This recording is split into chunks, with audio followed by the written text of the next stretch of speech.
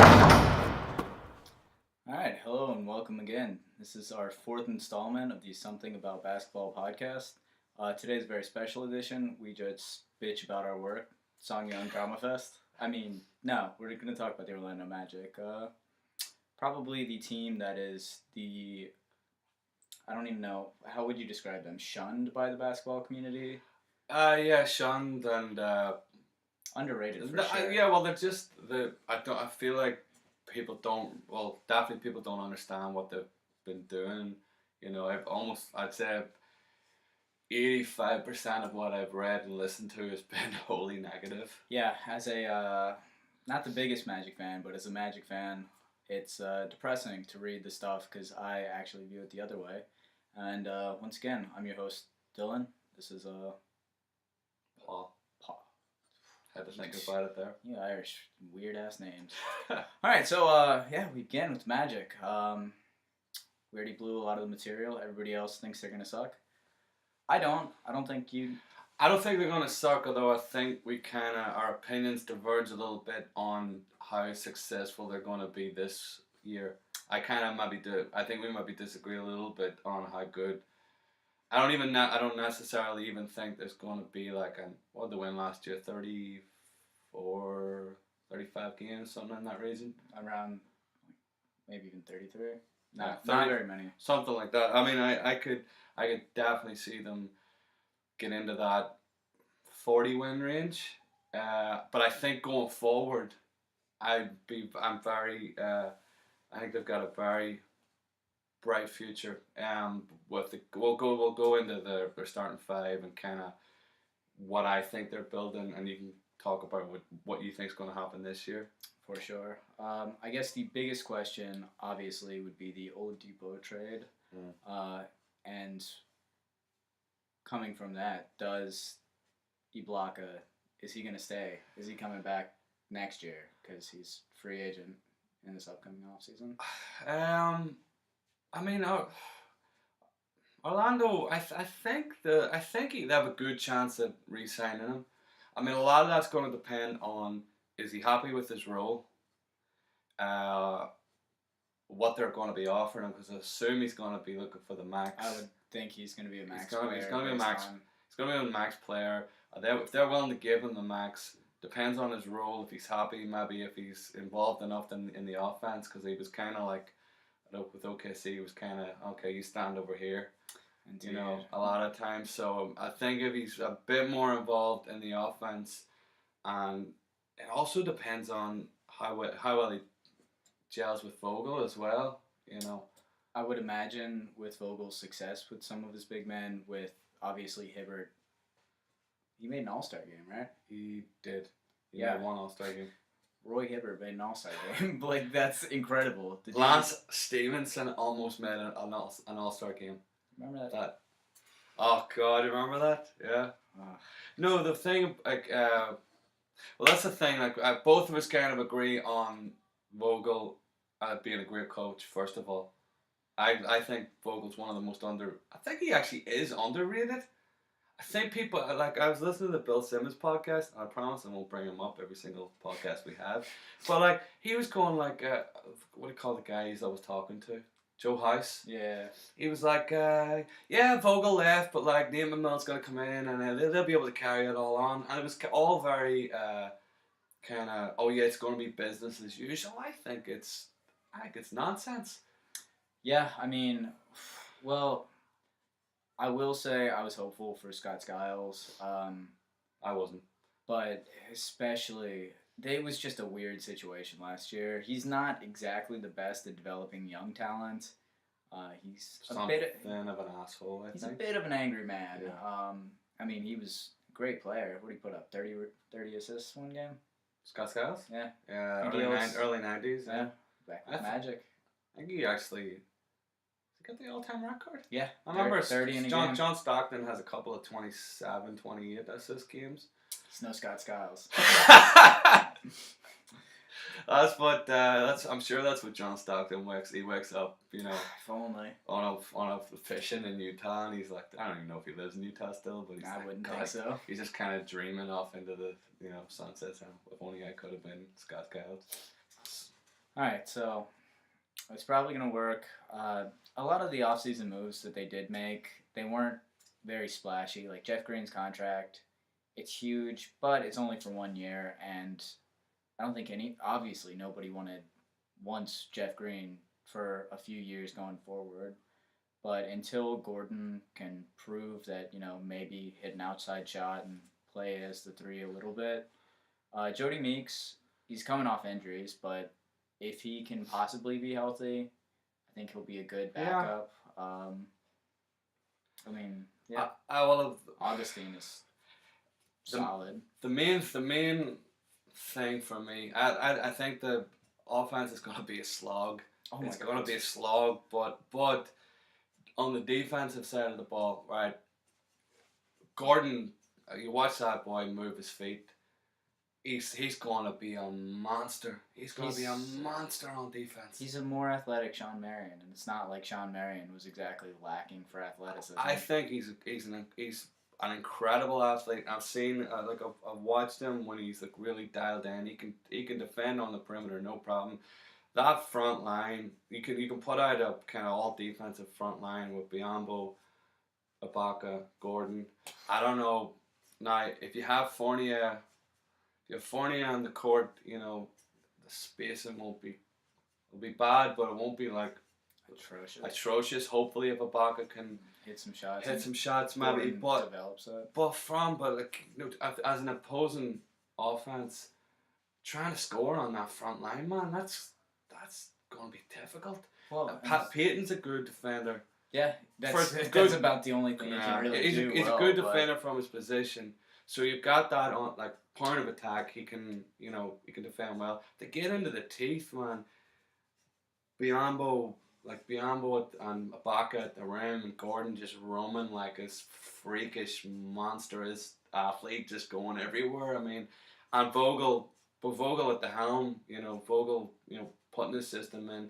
So that's where I think. I mean, I would not be at all surprised to see the Magic come out the gate 2-8. I'm actually right there with you. I think they're gonna, especially based on what's been happening this preseason. Yeah. They're gonna be real slow to gel, get everything in order.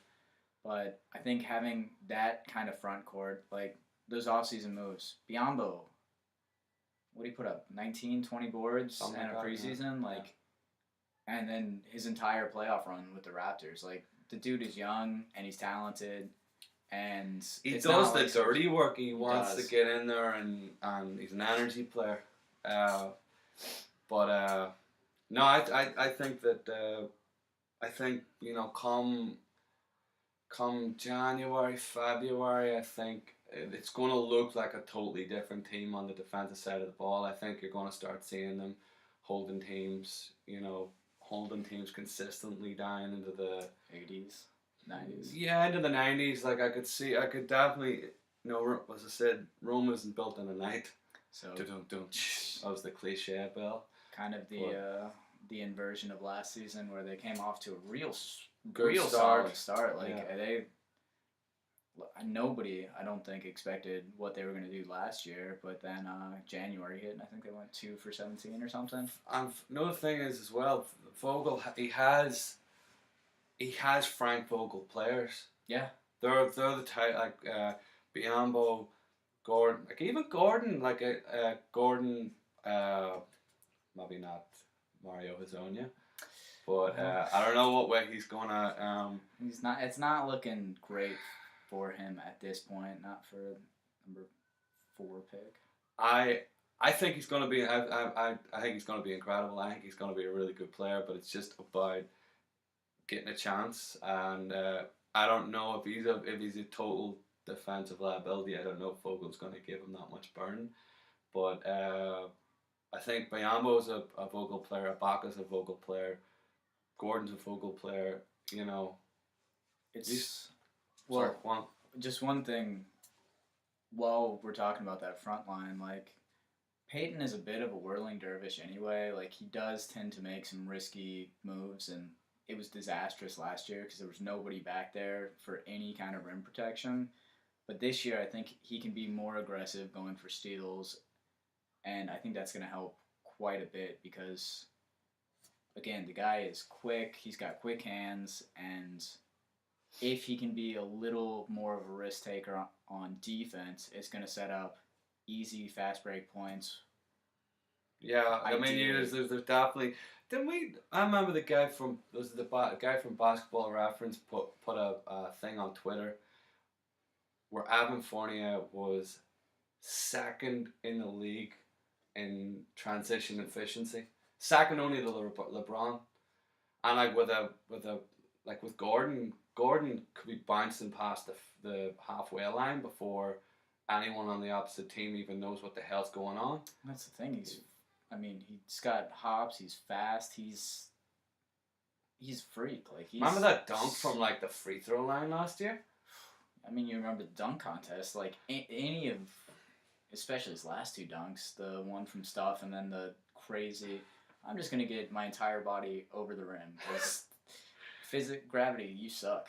Air Gordon, I guess. Air Gordon, well done.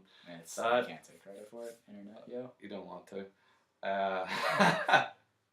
That article, the Ringer article. Remember we were talking about it, about Gordon, whether we're talking about all the testing they've done on him. Testing makes him sound like he's Spider-Man or something, but I don't know when they ever test on Spider-Man. But anyway, they were talking about his lateral, the way that he's able to get up for second jumps and his lateral quickness and all that kind of stuff.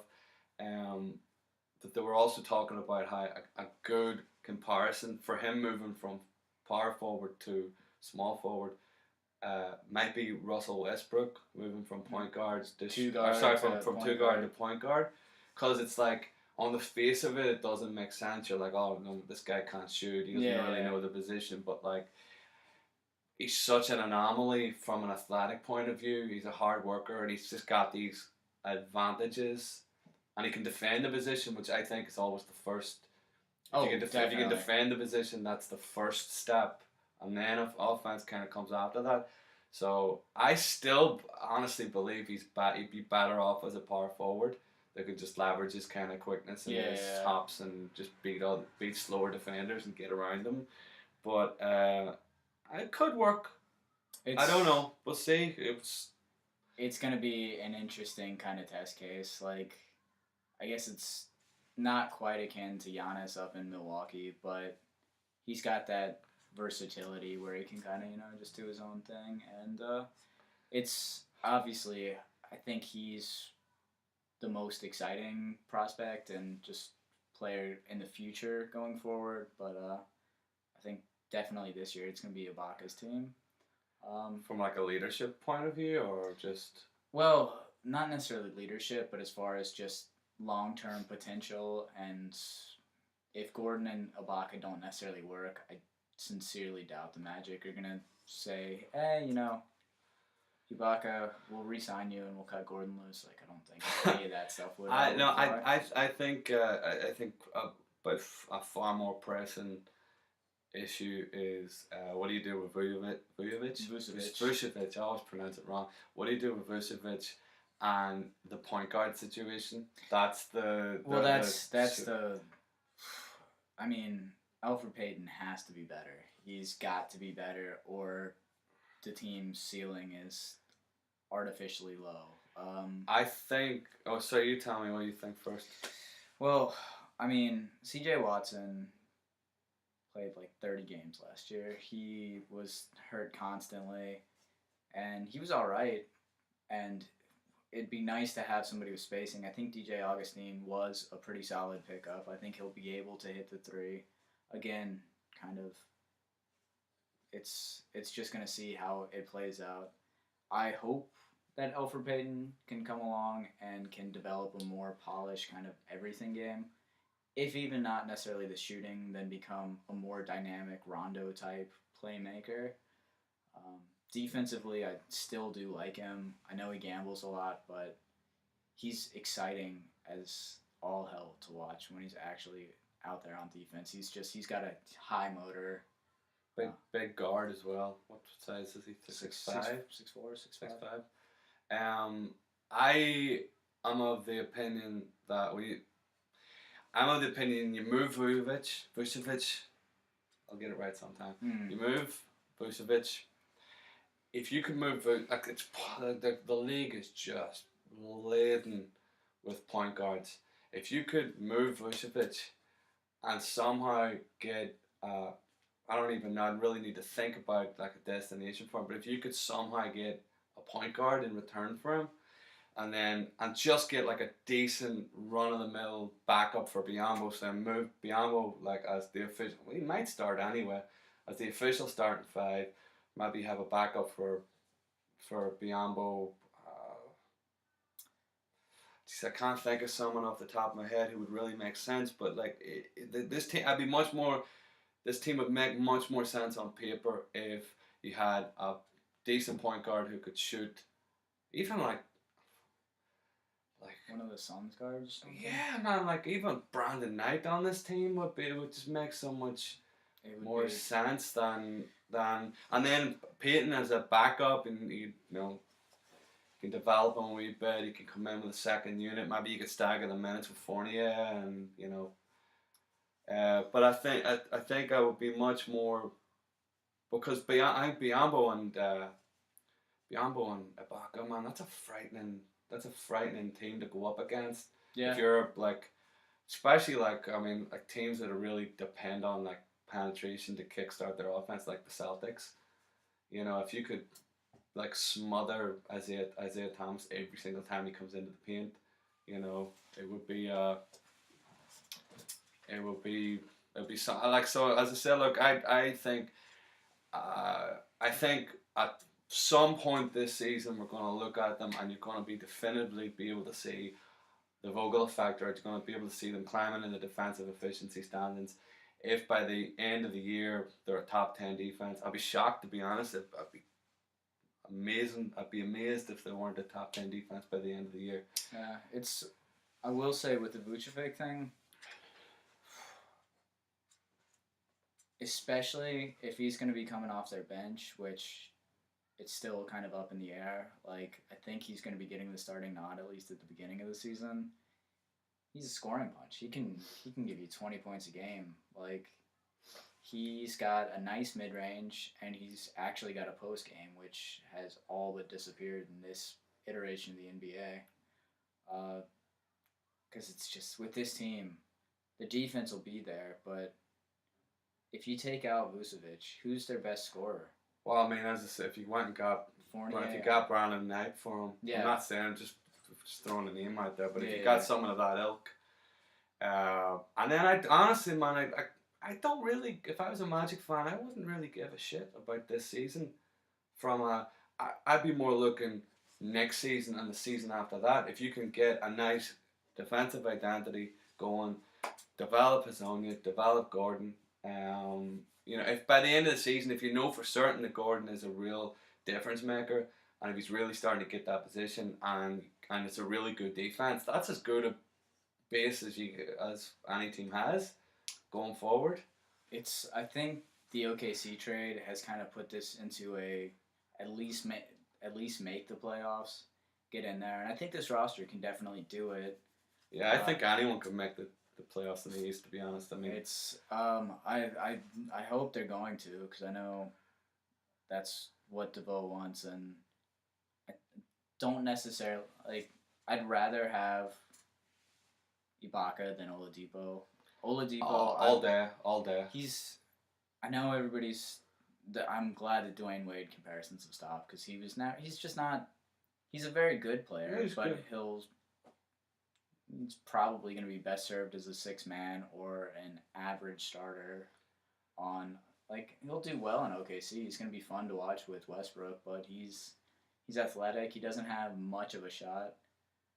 Ironically, his best game probably ever came in that OKC Orlando game last year at the it was triple overtime. 44 or something like that. Something like that. Hit a couple of real ice water buckets until kind of blew our steam at the end. No, yeah. So I won't be surprised. I won't be surprised if they made the playoffs. I don't necessarily think that it's going to happen, because I could see them really struggling that first 20 games as they try and not that in this East, I don't even know if that really would put you back that much. Yeah. You know, they could struggle for the first 30 games and still only be 5 games out of contention. And I said that. That's why I keep laughing at this whole the East is deeper notion. I mean, I think you've got 3 really good teams and then a sea full of mediocrity. There's a lot of uncertainty this year. Are the Bucks going to be any good? Who knows? Probably not. You wouldn't think. Are the Knicks going to be any good? It's a complete crapshoot. Maybe they are. Maybe they put it together. Maybe they're awesome. But probably not. But maybe. But as a fan, if you get to the last 20 games of the season and you can really see where things are going, I think you'd be happy, wouldn't you? Just kind of depends. Depends how they're playing. Depends what's on the table. Because I do like Hennigan as a GM. He's got kind of shit upon recently. Yeah, I know. He's well, it's that Oladipo trade. Everybody's come back and saying we definitively lost it, which same kind of thing with the Dwight Howard trade. We got nothing out of it except we got Vucevic out of it, and he's developed into Peace. He's better than Andrew Bynum, so take that. Right now. You've got that right. He is better. Better bowler too. He's probably been playing better than Dwight Howard, honestly. At least more consistently, and I wouldn't. I think with Howard, he's just been marginalized. Well, we kind of talked about that. Marginalized injuries, and I still do like Howard, but I think we came out pretty well. Eventually, we'll get that Lakers pick, but they just have gotten incredibly lucky. Like, we were supposed to have their pick this year, except the last 2 years, 76ers have bumped us in rotation. So that's a good. Well, we'll get to the Lakers soon. Do you want to talk about anything else? You want to talk about Hezonja? What do you think he's going to be doing? Is he? I think Hezonja's good. He had as a nine. What was he? Was he 20 last year? Something like that. As a 20-year-old coming in with a coach who seemed to openly despise him. I mean, he didn't really seem to get the shortest leash of any young player this side of. I don't know, D'Angelo Russell. Like, I just don't, like last year, I just don't think he really had that much of a go, and he still shot like 35%, I think it was 35% or 36% from 3. Shot league average from 3 and 43% from like overall. And if you can come in that kind of situation in spotty minutes, it's real difficult to find a rhythm as a shooter if you're not getting consistent burn. So like your coach isn't really giving you much of a chance. You're only getting spotty minutes, and he still was like able to put together an average shooting season. I think if he has a little bit more experience, and I hope Vogel just turns around and sees that they're going to need him. Like he could be a big X factor here for the Magic if he can start earning more consistent minutes and really scoring for that second unit. I'm really high on Mario Hezonja. I'm a bit trepid. Obviously, I love his potential. I think he's got all the tools to be great. But coming into that draft, his highest praise was his confidence and his irrational, just kind of, I got huge balls. I'm Kroby, you know. Kroby. He's Croatian. Yeah, no, okay, yeah. You don't really have to go too far into the explanation there. But no, you see, because Croatia starts with the C. But it's not like his confidence went down that much. You still. I feel like Scott Skiles kind of riding him the whole season, taking his minutes, and it was almost comical to a point last year. There were a couple of games where you just see him take a bad shot, and immediately Skiles would call a timeout and be like, "Hey, get out of there. You're not playing anymore. Sit on the line. You're done." And so hopefully, it's gonna be interesting to see what Vogel does with them, because he's got sky high potential. See, I think that coming to the NBA is a humbling experience. So I think he's probably.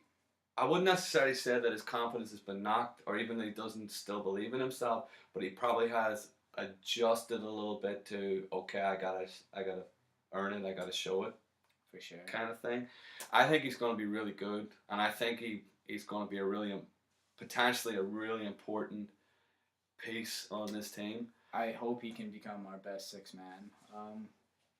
Oh yeah. Like it's if Jeff Green is the other main contender for it, like that's what Jeff Green's role probably should be. But he's Jeff Green. This is true. This is true, Bill. I think everyone's been like, that's part of one of the things that everyone's been shitting on with the Magic is the Jeff Green signing, and I don't understand it either myself. To be honest, I'd rather have Jeff Green on a 1-year, $15 million contract than have Derrick Rose or Joakim Noah this season. What about Mozgov, bro?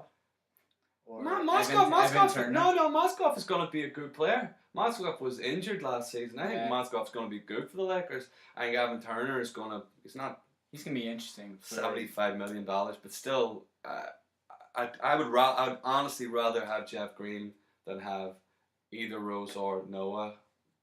Yeah, on my team this season. Any thoughts on Fournier? Fournier's good from like on offense. I mean, he can shoot. He can. What we're talking about, he can run the break. He can run it. You definitely don't want him handle the ball full time, but he can make plays. He can run a pick and roll. Sorry. Go on. Do you think the Magic have the best hair in the NBA? Alfred, obviously tops, probably the best. You think Fournier busts out his top knot again? God, I hope not. But Fournier, another example of the Nuggets international scouting. Indeed. But no, I think I wouldn't be surprised if the Magic won 30 games this year. I wouldn't be surprised if it all came together quicker than what I anticipate and they won 45. I really wouldn't be surprised by either of those scenarios, but I do 110% believe by the end of the year they're gonna have a lot going for them. I hope so. Yeah.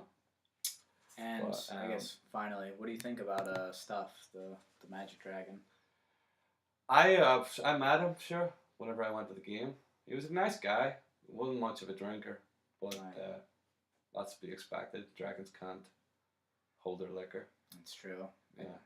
I do think he's going to be appropriate with the name Stuff and us having the Congolese block line.